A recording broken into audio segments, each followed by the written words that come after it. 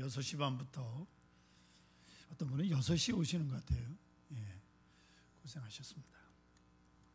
우리 민족의 명절인 구정 연휴가 이제 어제부터 시작이 됐습니다. 가족들이 모여서 얘기할 때 거듭 말씀드리지만 정치 얘기는 절대로 하지 마시고 깊은 은혜와 신앙의 기회가 되기를 소원합니다. 옛날에 이런 이야기가 있습니다. 옛날 얘기인데 어리석기 짝이 없는 어느 나라의 왕이 있었는데 이 왕이 발걸음 옮길 때마다 짜증을 냅니다. 옛날엔 다 길이 비포장도로니까 발에 먼지가 묻는 거예요.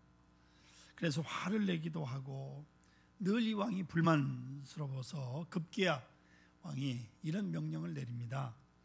자기 나라 전역에 쇠가죽을 다 깔라. 길마다 다 깔아라. 이 명령이 전국에 퍼지면서 사람들이 배꼽을 잡고 웃습니다. 어떻게 쇠가죽을 다 깝니까? 길이란 길에다가. 이때 어느 지혜로운 사람이 왕을 찾아가 이렇게 충고를 합니다. 왕이요, 쇠가죽을 온 땅 덮는다는 건 가당치 않은 생각입니다. 온 세상 소를 다 잡아도 그렇게는 못합니다. 그럴 것 없이 폐하의 두 발을 보호해 줄 수 있는 정도의 쇠가죽 두 조각만 있으면 되지 않겠습니까? 그 쇠가죽으로 폐하의 발을 잘 싸면 다시는 상처도 나지 않을 것이고 먼지도 묻지 않을 것이 아니겠습니까? 이 어리석은 왕이 그 얘기를 듣고 무릎을 쳤습니다. 그거 참 좋은 생각이다. 여러분, 이것이 구두의 유래라 그럽니다. 구두를 만드는 유래. 여러분, 길이 좋아지기를 바랍니까? 대한민국처럼 길이 잘 돼 있는 나라 세상 나가보십시오. 얼마나 길이 잘 돼 있습니까? 근데 뭔 원문길을 얼마나 더 만들려고 난리를 치는지요. 근데 사실 길 좋아지기에 바랄 것이 아니라 내 발걸음이 좋아지면 되는 겁니다. 내 발걸음. 길이 새롭게 되기를 바랄 것이 아니라 내 발과 내 발걸음이 새로워진다면 세상이 달라지는 거예요. 달라지게 보이는 거예요. 길을 걸어가다 보면 발걸음이 무거울 때도 있고요, 가벼울 때도 있습니다. 근데 이상하게도 가는 길은 멀고 오는 길은 가깝습니다. 똑같은 길인데 갈 때는 왜 멀게 느끼고 올 때는 왜 가깝게 느껴집니까? 같은 거리인데 그렇습니다. 결국 발걸음이 무거운 것은 내가 모르는 길을 가기 때문이요, 낯선 길, 익숙하지 않은 길, 전혀 모르는 길을 갈 때는 그 길이 아주 멀게 느껴집니다. 또 불확실한 길을 가게 되면 발걸음이 무겁습니다. 또 앞에 어떤 일을 만나는지 두려운 마음이 있습니다. 이렇게 되면 발걸음이 무거워요. 게다가 자의로 선택한 것이 아니고 그 누구의 명령에 따라서 억지로 발걸음을 옮기고 있다면 이 발걸음 역시 무거울 수밖에 없습니다. 또한 모든 일을 혼자서 결정해야 되는 외로운 길을 걸어갈 때 발걸음이 무겁고 그 길은 점점 더 어려워지는 것입니다. 그런 것 아니겠습니까? 반대로 가벼운 발걸음도 있습니다. 내가 아는 길을 가는 거, 그 걸음 가볍습니다.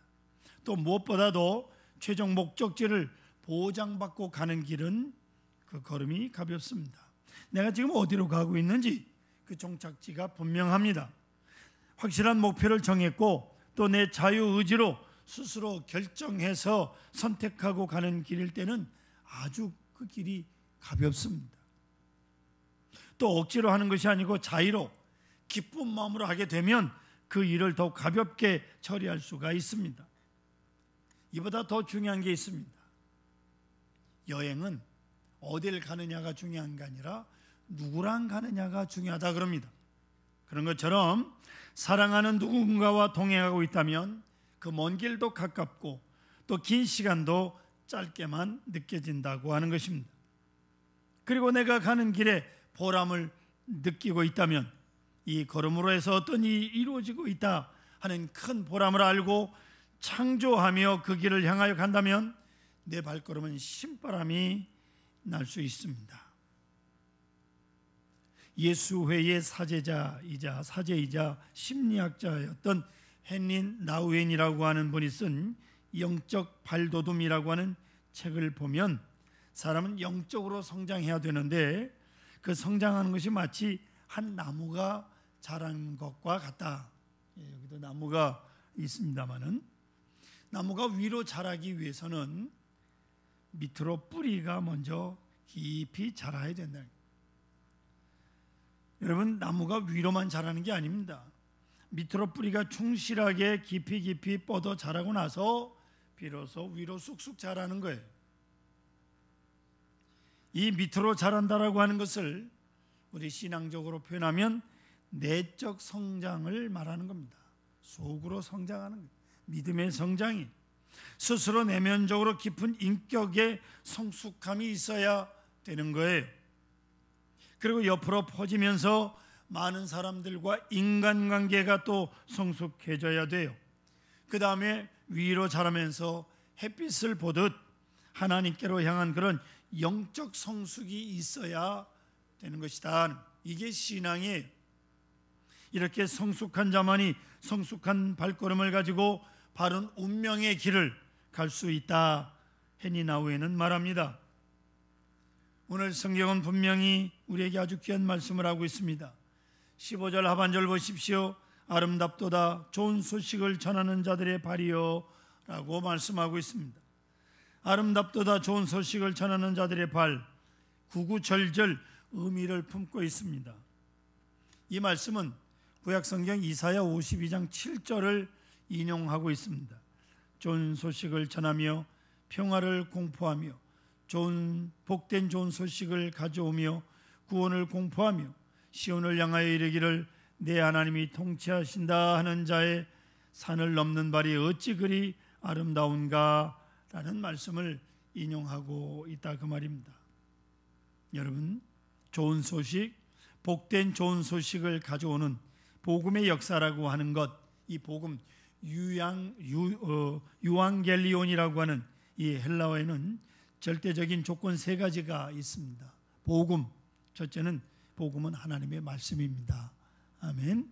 두 번째는 그 복음을, 그 말씀을 전하고 받아들이게 하는 성령의 감화가 있어야 돼요. 우리가 전하는 것이 그냥 인간적인 얘기를 하는 게 아니라 내가 말은 하지만 거기에 성령께서 역사함으로 그 복음을 듣는 사람이 성령의 역사로 변화가 되는 거예요. 세 번째로 이것은 전하는 인격을 말합니다. 그 누군가가 전도를 해야 되는데 그 전도자를 말하는 것이에요. 이 세 가지 요소가 합쳐질 때 거기 구원의 역사가 이루어지는 겁니다. 여러분 가운데 모태신앙으로 교회 안에서 자란 분들은 잘 모르시겠지만 우리가 예수님을 믿게 될 때 여러분을 위해서 누군가 전도해 준 누군가가 있습니다. 그런 고마운 분이 있어요. 그가 내게 말씀을 전했습니다. 교회 가자, 예수를 믿자, 복음을 전한 거지요. 또 그를 위해서 기도하는 중에 성령의 역사에서 오늘 나라고 하는 그리스도인이 된 거예요. 그냥 하늘에서 뚝 떨어진 게 아닙니다. 그러면 한번 생각해 보십시오. 이 구원의 역사를 전해준 분 얼마나 고마운 분입니까? 아멘. 정말 이거보다 귀한 분이 없어요. 네. 복음을 전해준 분이 세상에서 가장 귀합니다. 제가 먼저 있던 교회 권사님 한 분이 아주 얌전한 권사님 한 분이 계시는데, 목사님 저 권사를 제가 인도했습니다. 그것까지는 괜찮아요. 인도에서 권사님이 됐으니까. 그런데 나보다 더 열심히 해요. 이건 무슨 말입니까? 아니 전도를 해놨는데 자기가 전도했으면 그 사람보다 더 열심히 해야 되는데 자기보다 더 열심히 한대. 그거 어쩌라고? 뭔 소리야 그게? 쓸데없는 소리를 나한테 하더라고. 미안해 해야지. 아니, 내가 전도한 사람이 더 열심히 하면 부끄러운 거지. 예? 그렇잖아요?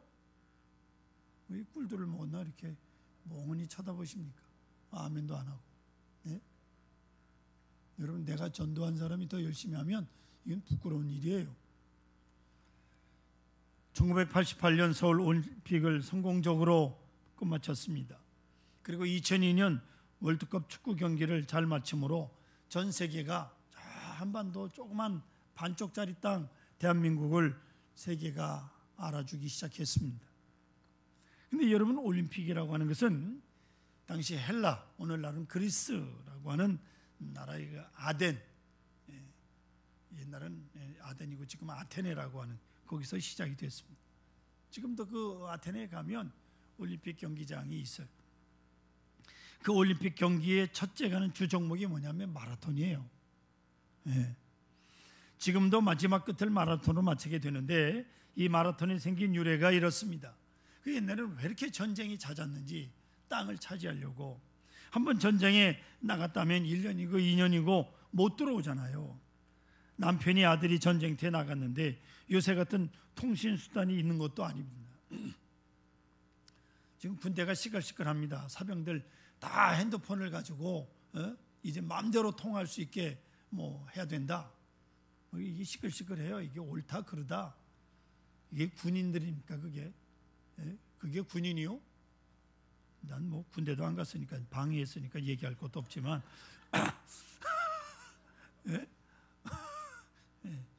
그때는 전화도 없고 편지도 없는 시절에 후방에 있는 가족들, 전쟁터에 나간 사람이 죽었는지 살았는지 이겼는지 패했는지 알 수가 없어요. 소식이 궁금합니다. 이게 전쟁에서 이제 이겼습니다. 이 이겼다는 소식을 전해야 되겠는데, 그래서 이 좋은 소식을 한시바삐 전해야 되기 위해서 승전보를 가지고 누군가 뛰는 거예요. 산을 넘고 강을 건너고 길을 달리고 계속 뛰는 겁니다. 승전보를 전하기 위해서 뛰는 사람을 선발하고 만든 게, 그런 사람을 선발하고자 만든 게 올림픽 경기라니까. 거기 마라톤이에요. 그게 42.195km. 별걸 다 알아 나는. 42.195m는 여러분 그 100리가 조금 넘습니다. 105리 어쩜 그렇게 돼요. 생각해 보십시오. 전쟁에 이겼습니다. 이겼다는 소식을 가지고 먼 길을 뜁니다. 뛰는 사람의 발걸음이 얼마나 가볍겠습니까? 이제 성문에 올라가서 이 소식을 전합니다. 우리나라 군대가 이겼습니다 하고 소리를 지릅니다. 온 성 사람들이 다 나와서 그를 맞이하고 얼마나 반가워하겠어요. 승전보, 기쁜 소식을 가지고 뛰는 그 사람의 발걸음, 그 마음이 얼마나 가볍고 행복했겠습니까? 또 그를 맞는 사람들이 얼마나 행복하겠습니까? 이게 복음이라 그 말이에요. 복된 소식인 거예요. 이겼다는 소식이 그 국민들에게는 가장 복음이죠. 여러분, 이 복음, 이 복된 소식은 먼저 내 것으로 삼아야 돼요.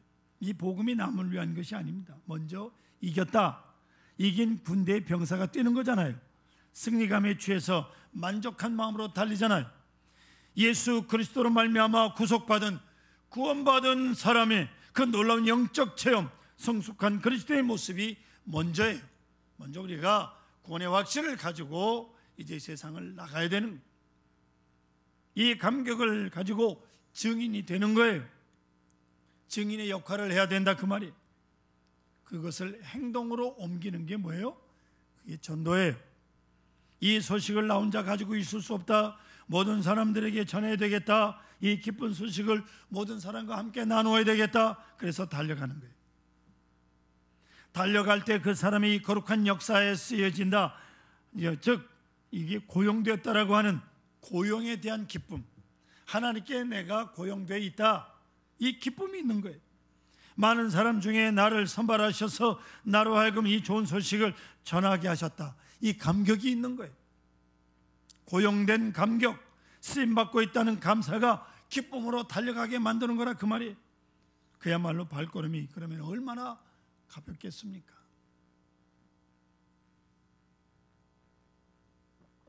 졌다는 소식은 일부러 일찍 알릴 필요가 없어요. 왜냐하면 다 잡혀가고 한 사람도 못 돌아오면 진 거지 뭐. 아니면 그냥 만신창이가 돼서 터덜터덜 돌아오면 그건 진 거니까. 또 하나, 이 복음이라고 하는 것은 그리스도의 마음입니다. 이 소식을 듣지 못해서 절망하고 이 소식을 듣지 못해서 죽어가는 사람들이 있지 않습니까? 그걸 생각해서 감사한 마음으로 뛰는, 달려가는 거예요. 이 얼마나 놀라운 얘기입니까? 그렇기 때문에 사도 바울은 이렇게 고백하고 있는 겁니다. 14절 15절 다시 한번 보십시오. 그런즉 그들이 믿지 아니하는 일을 어찌 부르리요? 듣지 못한 이들을 어찌 믿으리요? 전파하는 자가 없이 어찌 들으리요? 보내심을 받지 아니하였으면 어찌 전파리요? 기록된 바 아름답도다 좋은 소식을 전하는 자들의 발이요 함과 같으니라. 구약성경 이사야에 있는 말씀을 갖다가 그대로 또 쓰고 있어요. 엄청난 소식이 여기에 있지만은 전하는 자가 없으면 어찌 듣겠느냐? 듣지 못하면 어찌 믿겠느냐? 믿지 않는다면 어찌 구원받겠느냐? 여기 그리스도의 마음이 있는 거예요. 내가 누리는 이 기쁨과 감격을 저 사람도, 믿지 않는 저 사람도 누리고, 이 내 기쁜 소식으로 인해서 오는 행복도 저 사람들도 행복해져야 되고, 내가 이 자유를 누리고 있는데 그들도 이 자유에 동참하여야 되겠다라고 하는 간절한 마음이 있는 거예요. 이 그리스도의 마음, 아가페 마인드가 필요한 거예요. 이 마음이 있을 때만 전도의 역사가, 구원의 역사가 이루어지는 것입니다. 아멘. 여러분, 이 기쁨을 나 혼자만 누릴 수가 없잖아요. 모든 사람으로 하여금 더불어 기뻐하게 하고 싶은 겁니다. 그래서 안 믿는 이웃을 찾아가는 거예요. 믿다가 쉬고 있는 친구를 찾아가는 거예요. 성도 여러분, 우리는 누구에게 가는 것입니까?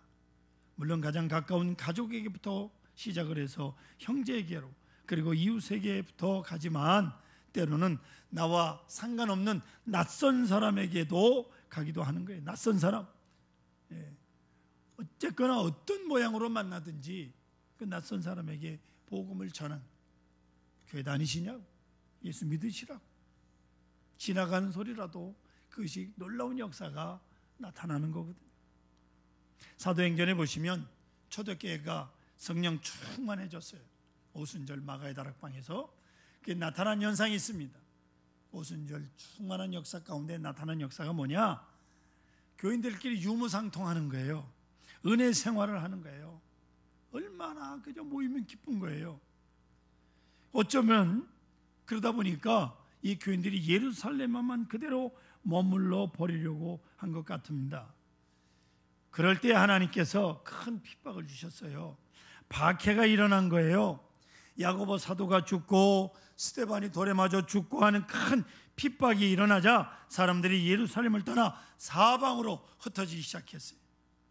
흩어진 사람들이 사마리아 땅에도 가고 세계 곳곳으로 흩어졌어요. 디아스포라들, 흩어진 유대인들에게 붙여진 이름이 디아스포라예요. 요즘 말로 말하면 난민들입니다. 난민들. 좋은 말로 디아스포라지, 나라 없이 이제 전 세계로 떠돌아다니는 난민들이 됐다고. 고향을 떠나 정처 없이 피난의 길을 떠난 사람들. 그런데 사도행전 8장 4절에 보면 아주 소중한 말씀이 있어요. 같이 읽겠습니다. 그 흩어진 사람들이 두루다니며 복음의 말씀을 전하세요. 할렐루야. 흩어진 사람들이 무서워서 도망은 갔지만 두루다니면서 복음을 전했다, 그 말이에요. 전 세계로 흩어졌는데 디아스포라, 즉 난민들이 복음을 전했다, 그 말이에요. 무서워서 도망은 갔지만. 그렇다면 하나님께서 그들에게 복음을 전하라고 난민을 만드신 겁니다. 이걸 우리는 알아야 되는 거예요. 하나님의 역사 속에 저절로 된 게 아무것도 없다, 그 말이에요. 오늘 나에게 되어진 일이 왜 있느냐? 이게 하나님의 역사예요. 저들은 원치 않는 땅 사마리아 땅에도 가게 하시고 이방 땅까지 가게 하신 거예요. 갈 수밖에 없도록 강하게 역사하신 거예요. 난민이 되게 하셨어요. 왜? 복음을 전 세계에 흩어져 전하게 하기 위해서. 그렇습니다. 소식을 듣고 나 혼자만 가지고 있으면 안 돼. 하나님이 흩으십니다. 좋은 소식을 들었으면 그 누구에게도 전해야 돼. 전할 수밖에 없도록 성령께서 역사하십니다. 낯선 사람도 만나게 하십니다. 내 편견이나 고집을 버리고 그들에게 나가 복음을 전하도록 주께서 강권적으로 역사하십니다. 하비곡스라고 하는 유명한 신학자가 있습니다. 그분의 그 세속도시라고 하는 아주 유명한 책이 있는데, 이 세속도시의 현대인들의 특색을 딱 두 가지로 정리를 요약합니다. 첫째가 익명성이에요. 여러분, 여러분 옛날 어릴 때 동네를 한번 회상해 보십시오. 동네 사람이 다 알고 살았어요. 저 집에 숟가락이 몇 개인 것까지 다 알아. 그렇기 때문에 대문을 걸어 잠그고 살 필요가 없어요. 대문을 걸어 잠그면 복이 못 들어온다고 그래서 안 닫았어. 그냥 열어놓고 살았어. 서로 아니까 도둑질 해갈 일이 없죠. 모두가 다 알고 개방적으로 살았는데 요즘의 세속도시는 그렇지 않습니다. 문을 닫아 걸기 시작했어요. 여러분 혹시 열쇠 가지고 다니십니까? 집 열쇠, 방 열쇠, 위에서부터 아래까지 몇 개씩 돌려서 열어야 집에 들어가는 그 열쇠들. 잠그고 또 잠그고 그래야 마음이 놓이고 그렇게 살아가잖아요. 이것이 바로 마음을 잠근 것과 같은 것입니다. 익명성이에요. 그래서 요즘에는요, 교회도 대형 교회가 점점 커지는 이유 중에 하나가 대형 교회는 익명성이 보장되어 있잖아요. 교회 출석해도 누가 누군지를 몰라요. 묻지도 않고 따지도 않고 인사도 안 하고 등록해라 신방한다 자꾸 뭘 묻거나 찾아오는 거 이거 귀찮다 그 말이에요. 예? 큰 교회는 목사가 자기 교회 권사도 못 알아봐. 권사인지 집사인지도 몰라. 골치 아프다 그 말이에요. 이렇게 현대인은 자기를 폐쇄하고 살아갑니다. 이거 결코 좋은 게 아니에요. 심지어 어린아이들이요, 지들끼리 앉아서 이야기하는데 무슨 얘기를 하느냐고 물어보면 대답을 안 합니다. 그러면서 한마디 더 하면 알 거 없어요 그럽니다. 콩알딱지만한 것들이 이루고 앉았다고요 지금. 예? 철저하게 아이들까지 폐쇄적 세상으로 돼가요. 자, 이렇게 문을 닫아건 사람들 우리가 일삼아 찾아가야 되는 거예요. 들어가야 돼요. 마음의 문을 닫은 사람들을 찾아가 그 마음 문을 열어야 돼요. 그래서 한 사람이라도 구원을 해야 되는 거예요. 얼마나 이게 아름다운 일입니까? 좌우지간 여러분들 보기에 딱 봐도 저 사람은 예수 안 믿을 것 같은 사람이다. 그래도 그 사람을 찾아가 전해야 되는 거예요. 문을 두드려야 돼요. 익명성을 해체해야 되는 겁니다. 요즘 유행하는 혼술, 혼밥, 혼자 앉아서 밥 먹고 혼자 앉아서 술 먹고 이 단어 다 아시잖아요. 철저하게 이기적입니다. 누구하고 같이 할 줄을 몰라요. 어려서부터 자라기를 그따구로 자라서 그래요. 예? 같이 어울릴 줄 모르는 거예요. 그렇기 때문에 우리는 거룩한 사람으로 이 폐쇄된 인간들을 개방해야 돼. 찾아가서 마음 열게 해야 돼. 할렐루야. 이게 우리가 오늘 이 시대에 살아가는 그리스도인들이 가져야 될 위대한 사명입니다. 두 번째가 이동성입니다. 이사를 참 자주 다닙니다. 아마 요새 한 집에서 한 15년, 20년 살았다면 존경받을 만한 사람이요. 그 동네 아주 터줏대감이 된다고요. 아파트에 사신 분들 보면 어떤 이유로든 간에 짧게는 2, 3년, 3, 4년, 4, 5년, 길게 6, 7년, 거의 6, 7년 사는 것도 아주 징글맞게 오래 사는 거라고. 그러면 이사해요. 좀이 쑤시고 지루해서 못 견디고 이리 이사 가고 저리 이사 가고. 예? 그러다 보니 결국 사람들을 피상적으로 만나는 거예요. 깊이 못 새겨요. 적당하게 만나는 게 하와요. 파인 땡큐 하는 정도로 인사를 더 이상 묻지도 않아요. 그 집에 식구가 몇 명인지도 몰라. 깊은 만남이 없습니다. 속을 터놓고 대화할 사람이 없다 보니 때로 미쳐 돌아가는 거예요. 고독해서 슬프게 살아가는 거예요, 세상이. 바로 이런 분들을 찾아가서 깊은 만남의 관계를 가지고 복음을 전해야 된다 그 말이에요. 복음을 들고 들판을 뛰는 게 아니라 이웃에게 가는 거예요. 이웃에게. 마음을 굳게 닫힌 분들을 열게 해야 되는. 꼭 필요하시면 우리 교회는 제 설교한 거를 테이프를 만들거나 CD를 만들지 않으니까 이걸 전할 수는 없고 설교 원고는 있으니까 한번 읽어보라고, 그렇게도 방법이 될 수도 있습니다. 복음을 전하는 자의 발은 어떤 방법으로 하든지 아름다운 거예요.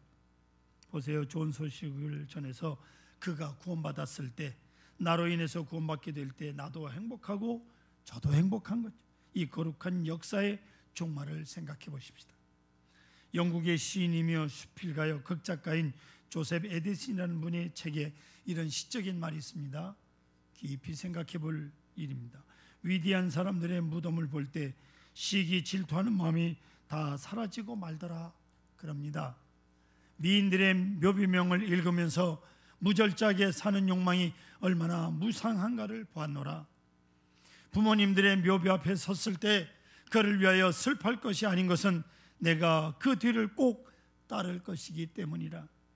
쫓겨난 왕들이나 쫓아낸 왕들의 무덤을 보면서 경쟁과 불화와 논쟁이 얼마나 헛된 일인가를 생각하노라.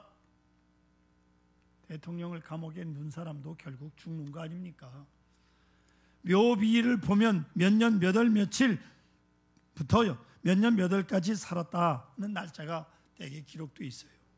그걸 읽으면서 나는 생각하노라. 부활하는 날짜는 같은 날짜일 거라고. 아멘. 먼저 죽었거나 나중 죽었거나 부활은 어때요? 같은 날 같은 시. 할렐루야. 이걸 알아야죠. 네. 성도 여러분, 우린 이걸 생각해야 합니다. 우리의 마지막을, 종착점을 생각해 봐야 돼요. 지금 우리는 어디로 가고 있습니까? 어떤 걸음을 걷고 있는 것입니까? 언젠가는 마지막에 종착점에 도달합니다. 그때를 생각하며 오늘을 생각해야 되는 거예요. 어떤 사람이 길을 물어봅니다. 요리 가고 이렇게 가서 좌회전 해가지고 이렇게 해서 우회전하고 이렇게 해서 직진하다가 암만 설명해도 못 알아들으면 어떻게 해요? 아예 같이 가줘야죠. 그게 진정한 그리스도인의 모습이라고요. 말만 삑 한번 해놓고 말아버리는 게 아니에요. 보세요. 주님께서 우리와 함께 가십니다. 세상 나 혼자 산 줄로 알고 계시다면 큰 착각이요. 주님께서 나와 함께 계시다는 사실을 결코 잊지 마세요. 히브리서 12장에 보시면 구름같이 둘러싼 허다한 증인들이 우리를 지켜보고 있다는 말씀이 있습니다. 즉 먼저 가신 우리의 믿음의 조상들이 다 우리를 지켜보고 있는 거예요. 구름같이 허다한 증인들이 지켜보는 가운데 지금 마지막 코스를 우리는 달리고 있는 거예요. 그래서 사도 바울은 말합니다. 달려갈 길을 다 가고 믿음을 지켰으니 내 앞에 면류관이 있다라고 하면서 결승점을 바라보며 이제 마지막 코스를 달리는 자신의 모습을 표현하고 있습니다. 달려갈 길을 다 달리고 믿음을 지켰다. 그리고 면류관을 바라본다. 사랑하는 성도 여러분, 바르고 복되고 신바람나게 마지막 얼마 남지 않은 시간을 최선의 길로 가장 행복한 발걸음으로 힘차게 달려가시기를 소원합니다. 복음의 발걸음과 믿음의 발걸음으로 이제 우리 발걸음이 새로워지기를 간절히